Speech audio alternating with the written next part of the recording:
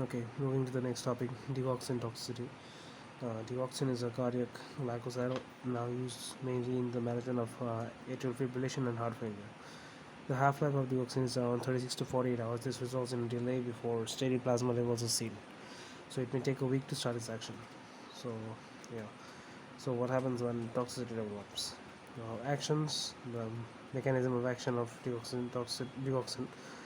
It decreases the conduction through the AV node, which slows the ventricular rate in AF and flutter. Conduction through the AV node, so decrease the ventricular rate in atrial fibrillation and flutter. And it increases the force of cardiac muscle contraction due to inhibition of the sodium potassium ATPase pump. So this is what we all know about the digoxin's mechanism of action, and this is how it helps in AF and flutter, atrial flutter. Okay, so the features generally unwell. For digoxin toxicity, the features are generally unwell: lethargy, nausea and vomiting, confusion, yellow, green, and vision. Arrhythmias can happen as well, AV block, bradycardia. What are the precipitating factors for digoxin toxicity? Classically, hypokalemia. Hyperkalemia worsens toxicity but does not cause it. Macula ischemia, hypomagnesemia, hypercalcemia, hyponatremia. Hypoalbuminemia, hypothermia, hypothyroidism, and drugs like amiodarone, quinidine, verapamil, spironolactone. Hypo everything except sodium and calcium. So sodium and calcium can be high, and these can cause digoxin toxicity as well. Okay, rest or hypo. Okay, and spironolactone compete for secretion in distal convoluted tubule, therefore decrease secretion, excretion. You need to remember all these hypos: hypoalbuminemia, hypothermia, hypothyroidism, hypokalemia, and sodium and calcium will be hyper. And for management of digoxin toxicity, you can use DG-bind, the digoxin specific fab fragment, correct the arrhythmia, and monitor potassium as well for arrhythmias. Indication for DG-bind would be hemodynamic instability, life-threatening arrhythmias, serum potassium more than 5, and in acute toxicity, and plasma digoxin level more than 13 nanomole per liter. Injection of more than 10 milligram digoxin in adults and 4 milligram in children. These two. So, as you know that in digoxin takers there is a reverse tick sign, ST depression with a reverse tick sign in digoxin toxicity. So this is what you see. Okay. Ethylene glycol toxicity is something very common we see in our daily lives. People taking fake alcohol. It's a type of alcohol used as coolant or antifreeze. The features of toxicity are divided into 3 stages. Stage 1 would be similar to alcohol intoxication, like confusion, slurred speech, and dizziness. Stage 2 is is metabolic acidosis with high anion gap and high osmolar gap. So metabolic acidosis is the second stage, high anion gap, high osmolar gap, also tachycardia and hypertension. Stage 3 is acute renal failure. Okay, ethylene glycol toxicity management, have to give fomepizole or go for hemodialysis. It's one of those 5 mnemonics for dialysable agents. Okay, management would be ethanol has been used for many years, works by competing with ethylene glycol for the enzyme alcohol dehydrogenase. This limits the formation of toxic metabolites, which are responsible for the hemodynamic metabolic features of poisoning. Fomepizole, an inhibitor of alcohol dehydrogenase, is now used first line in preference to ethanol. So this is one of the most common questions that keeps on coming. Inhibitor of alcohol dehydrogenase. Hemodialysis also has a role in refractory case and in metabolic acidosis. Of course, in severe case, it has to be hemodialysis. Next will be cocaine. Cocaine uses may cause a wide variety of adverse effects. Let's see the effects. Cardiovascular, neurological, psychiatric, and others. Cardiovascular will be myocardial infarction, can cause tachycardia and bradycardia, hypertension, QRS widening, and QT prolongation. This is the most dangerous one. Aortic dissection as well. And then comes neurological, seizures, hypertonia, and hyperreflexia can also occur. Agitation, psychosis, hallucination in case of psychiatric, and hyperthermia, metabolic acidosis, rhabdomyolysis linked to renal failure. So basically everything is high here. tachycardia, heart rate high, hypertension, QT prolongation, hyperthermia, metabolic acidosis, hypertonia, hyperreflexia. So everything is high. Cocaine is high. Most of the effects are raised, like raised heart rate, raised BP, raised thermia, raised tone, raised acidosis. And for ecstasy, MDMA, 3,4-methylene dioxymethamphetamine use became popular in the 1990s during the emergence of dance music culture. Okay, what happens is the features are neurological, would be agitation, anxiety, confusion, ataxia. Uh, Cardiovascular, tachycardia, hypertension. This is what you see in most of the cases here. Now, water intoxication, hyperthermia, rhabdomyolysis, hyponatremia. This is one of the differentiating factors in ecstasy, hyponatremia. Management will be supportive, and dantrolene may be used for hyperthermia if simple measures fail.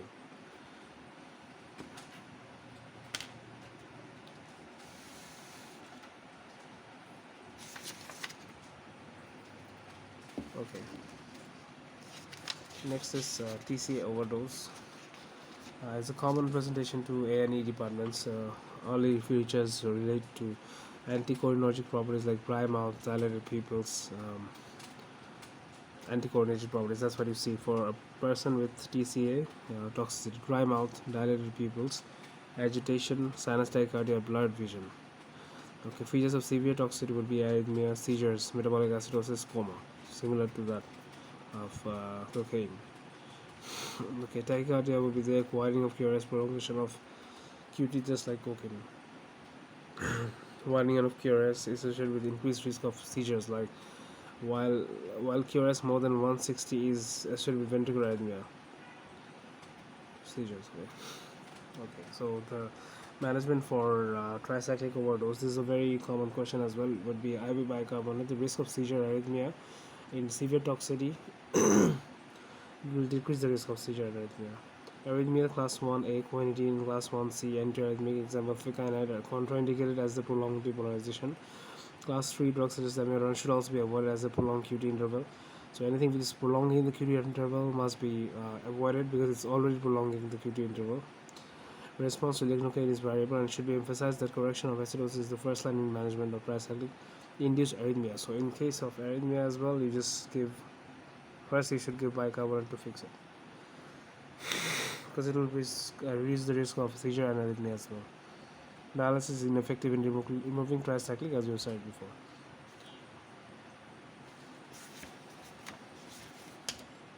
Okay, the next thing would be mercury poisoning. Okay, mercury poisoning can cause toxicity if inhaled, injected, ingested, or also on dermal exposure. Decontamination is essential. This is a highly toxic substance. You will need to contact your local poison information service immediately for advice. The features will be paresthesia, visual field defects, hearing loss, irritability, RTA. Management: measure blood and urine mercury concentrations. Chelation therapy for acute organic mercury poisoning with DMSA. Chelation therapy. Okay. Lead poisoning. As we know that lead poisoning also is not dialyzable. Along with acute intermittent porphyria, lead poisoning should be considered in questions giving a combination of abdominal pain and neurological signs. So we already said before AIP, abdominal pain and neurological signs were there, and so lead poisoning is the same. Abdominal pain, peripheral neuropathy, mainly motor, fatigue, constipation, blue lines on gum margin. Only 20% of adult patients, very rare in children. Seizures in severe toxicity do not treat with phenytoin. Thiophantal is the preferred one. And then management would be macrocyclic anemia, blood film, red cell abnormalities including so this is the investigation, that's not the management. You'll see microcytic anemia, blood film, red cell abnormalities including basophilic stippling and clover leaf morphology, very important.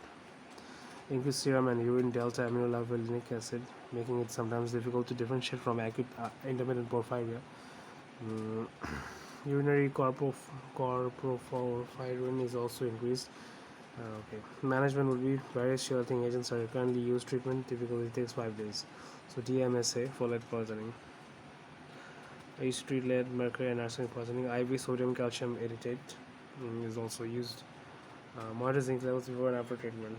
Dimercaprol used in the past, not currently recommended. So yeah, DMSA for all three: lead, mercury, and arsenic.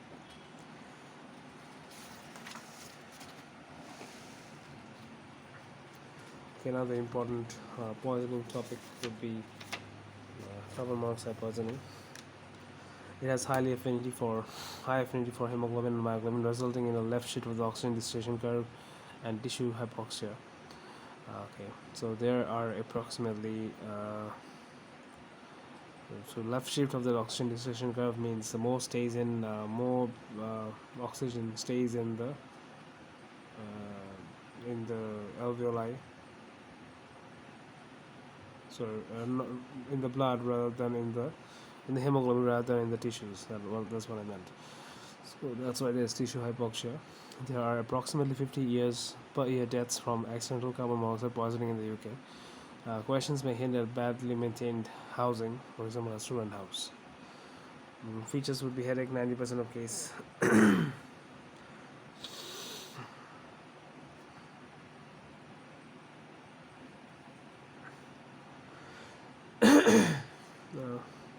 Headaches, 90% of the case. Nausea and vomiting, 50%.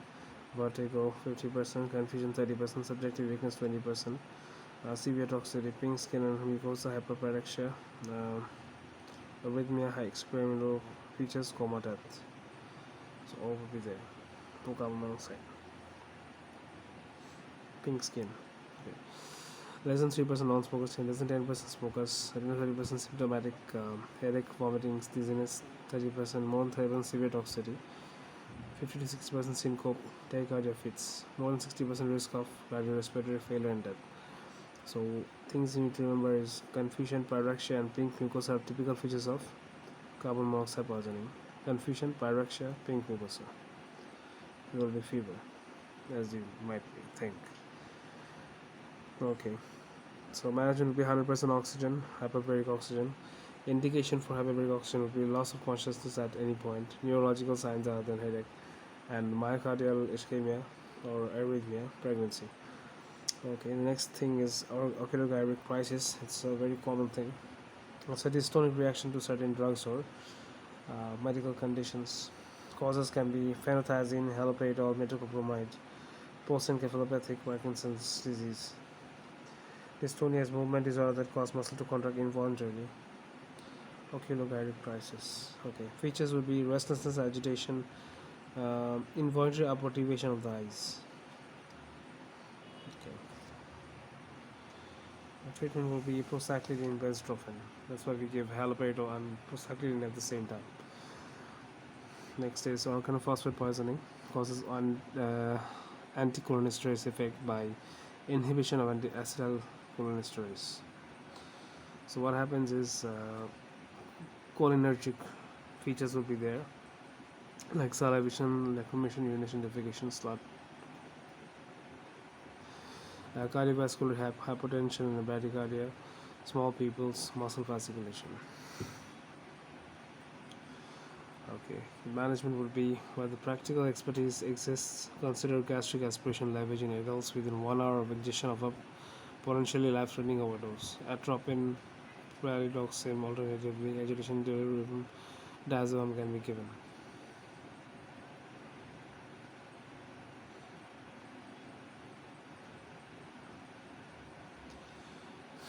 Okay.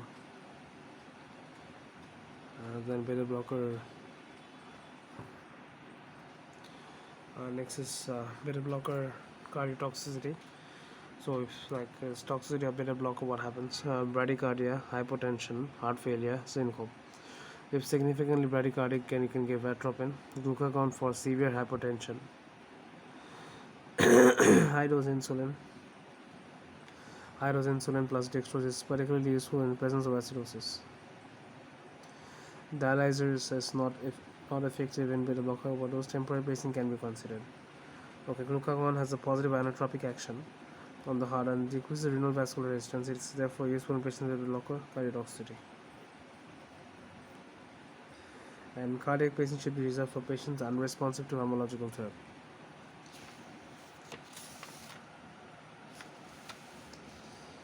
Propranolol is unique among the other beta blockers as its toxicity causes QT prolongation and VT, so that's dangerous. This is caused by its sodium channel blocking effect and its lipid solubility, crossing blood-brain barrier, leading to convulsions. Treatment, in addition to the above, requires sodium bicarbonate, even in the absence of acidosis. Treat immediately, giving 50 to 100 ml of 8.4% sodium bicarbonate if QRS is more than 120 and hypertension unresponsive to fluids. Okay, next topic is theophylline is another important thing to consider. Like caffeine is one of the naturally occurring methylxanthine. The main use of theophylline in clinical medicine is as a bronchodilator in the management of asthma and COPD, mainly COPD. The exact mechanism of action has yet to be discovered. One theory suggests theophylline may be a non-specific inhibitor of phosphodiesterase, resulting in increased CAMP. Other proposed mechanisms include antagonism of adenosine and prostaglandin inhibition. Alright, so features can be for the poisoning part: acidosis, hypokalemia, vomiting, tachycardia, arrhythmia, seizure. Management is activated charcoal. So remember charcoal for Theo. Charcoal for Theo. Charcoal hemoperfusion is preferable to dialysis. So I think dialysis is stylizable.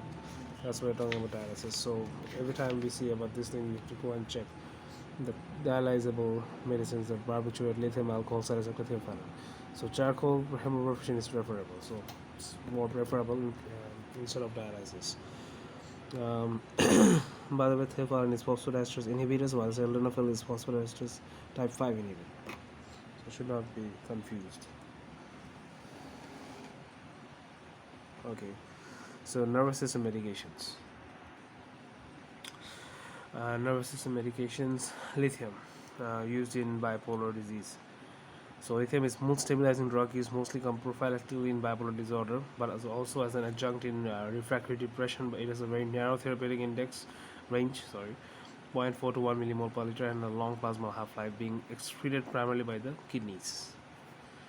Gotta remember that. So the mechanism of action for lithium not fully understood. Two theories are there: interface with inositol triphosphate formation, interface with CAMP formation. Okay. Side effects are nausea, vomiting, diarrhea, fine tremor, lithium tremor, polyuria, thyroid enlargement, may lead to the hypothyroidism, ECG T wave inversion or flattening, weight gain. Okay, monitoring of patients on lithium therapy. Inadequate monitoring of patients with lithium is common. Lithium blood levels should normally be checked every 3 months. For patients who are taking it regularly, levels should be taken 12 hours post dose, as we have studied previously. Thyroid and renal function should be checked every 6 months, and patients should be issued with an information booklet, alert card, and record book. Lithium toxicity generally occurs following the concentrations of more than 1.5 millimole per liter, and toxicity may be precipitated by dehydration, renal failure, diuretics, especially benzophenone or ACE inhibitor and ARBs. Lithium interacts with the huge list of medications. It's advisable that if patient takes lithium to check interaction before prescribing any medication. Toxicity may be increased when lithium is given with diltiazem or verapamil, but okay, this is something new. But there's no significant interaction with amlodipine. Very interesting. Lithium. So what are the features of toxicity? We have already studied about tremor. A coarse tremor when occur, fine tremor is seen in therapeutic levels. Acute confusion, seizure, coma. And management will be mild to moderate toxicity, may respond to volume resuscitation with 0.9% sodium chloride, as in saline, normal saline. Dialysis may be needed in severe toxicity. In case of decreased GCS, dialysis decreases lithium concentration rapidly, but substantial rebound increases can be expected when dialysis is stopped. So we gotta be careful. Clinical improvement, a SLED can be given in case. Clinical improvement generally takes longer than reduction of serum lithium concentrations. Lithium, fine tremor,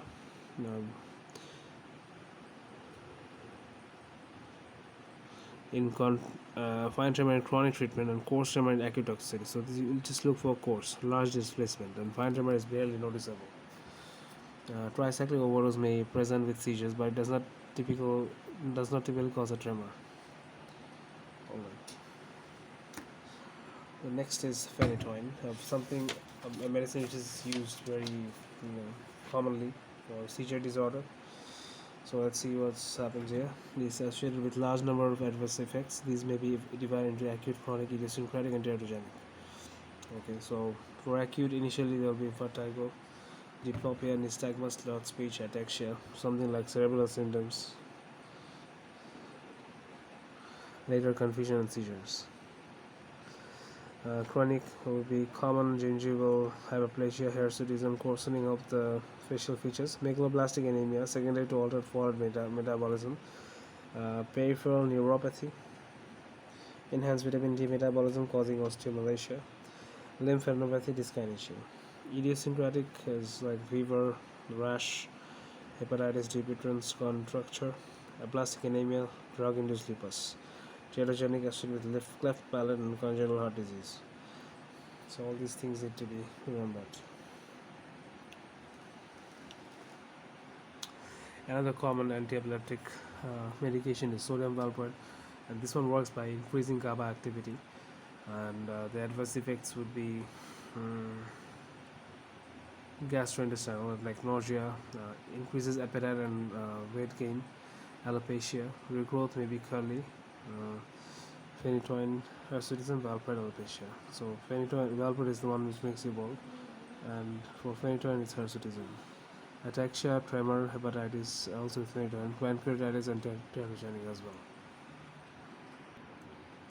well. St. John's wort, although there is evidence that it may be of benefit in mild or moderate depression, practitioners should not prescribe or advise its use for depression because of uncertainty about doses, persistence of effect, and potential serious interaction with other drugs.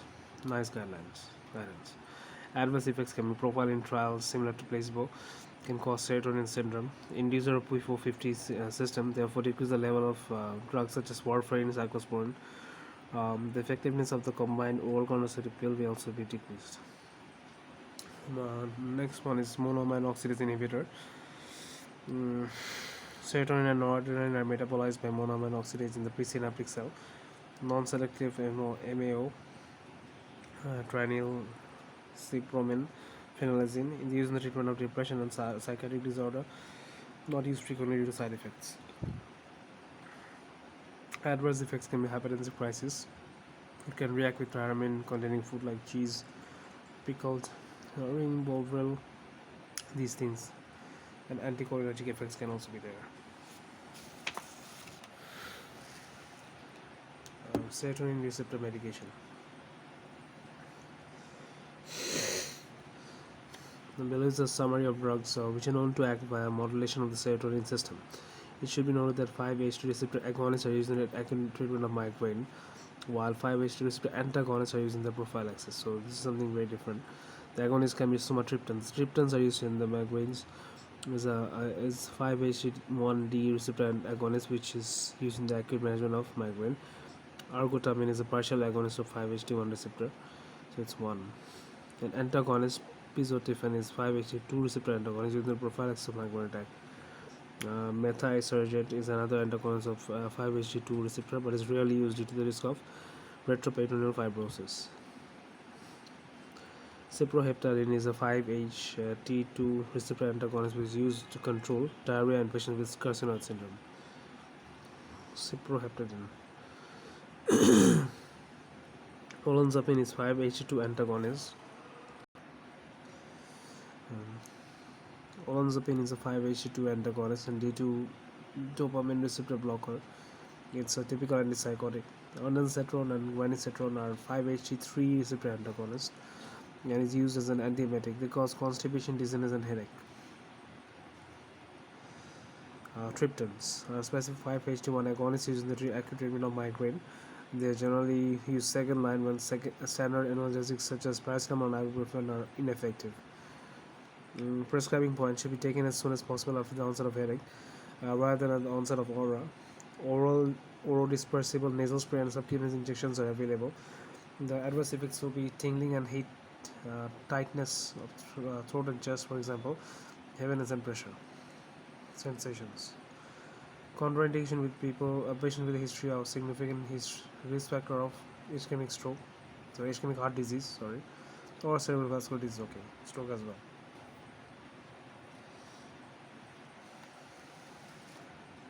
Okay, dopamine receptor agonist indications will be Parkinson's, prolactinoma, galactoria, cyclical breast disease, acromegaly. Adverse effect is nausea, vomiting, postural hypotension, hallucination, daytime somnolence. Something to worry about.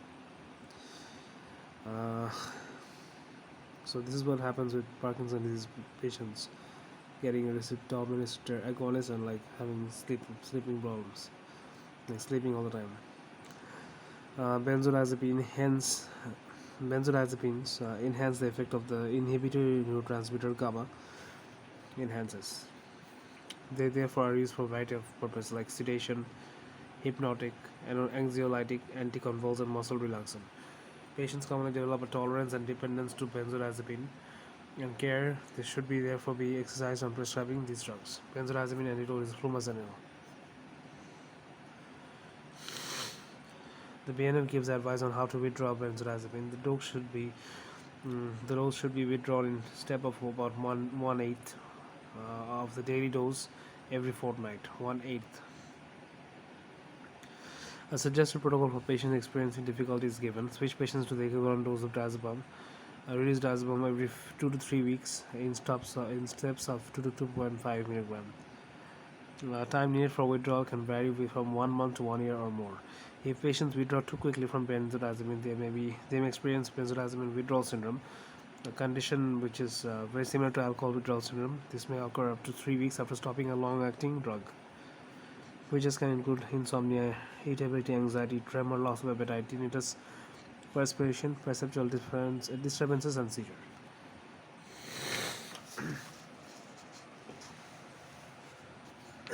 Next topic is more important: cardiovascular medications. So these are the anti-arrhythmia classes: class 1, class 2, class 3, class 4, class 5. Class 1 will be sodium channel blockers, beta blocker for class 2. Class 3 is potassium channel blocker. Class 4 is calcium channel blocker. Class 5 is just this. So sodium, beta blocker, potassium, calcium, NABKC. Okay, 1A is quinidine, procainamide, amiodarone. 1B, 1A is that. 1B is lignocaine, mexiladine, tocainamide, phenytoin. 1C is plecainide, anakinide, propafenone. Class 2 propranolol, esmolol. Class 3 sotalol, potassium, beryllium, amiodarone. It's also important. Class 4 is verapamil, diltiazem. Class 5 is adenosine digoxin, potassium ion, magnesium ions. So amiodarone falls in under both class 3 and class 1. Talk about the table. Amiodarone is class 3, so here it's written class 3, so it's more given preference in potassium channel blocker. It's a class 3 antiarrhythmic agent used in the treatment of both atrial and ventricular tachycardia. A very common medication in critical care setup. The main mechanism of action is by blocking potassium channel, which inhibits repolarization and hence prolongs the action potential.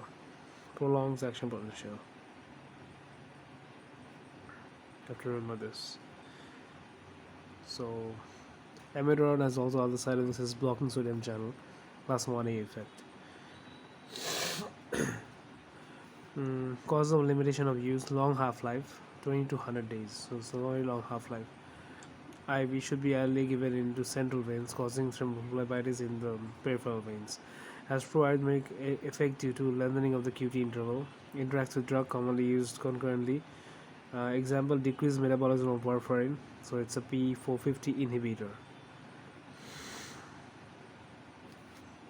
I think it's in use already, isn't it?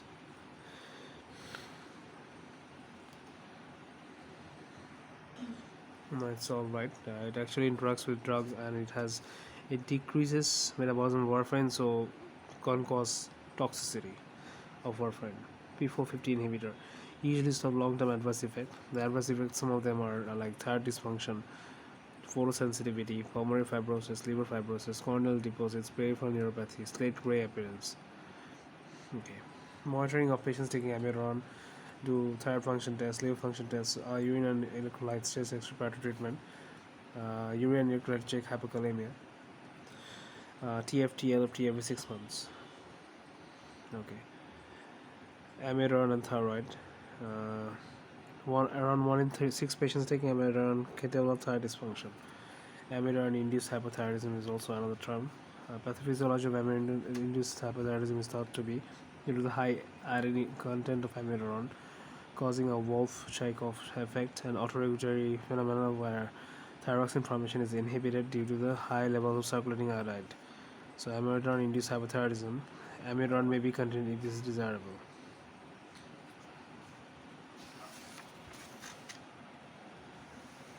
So, there is another term called amiodarone-induced thyrotoxicosis and can be divided into two parts.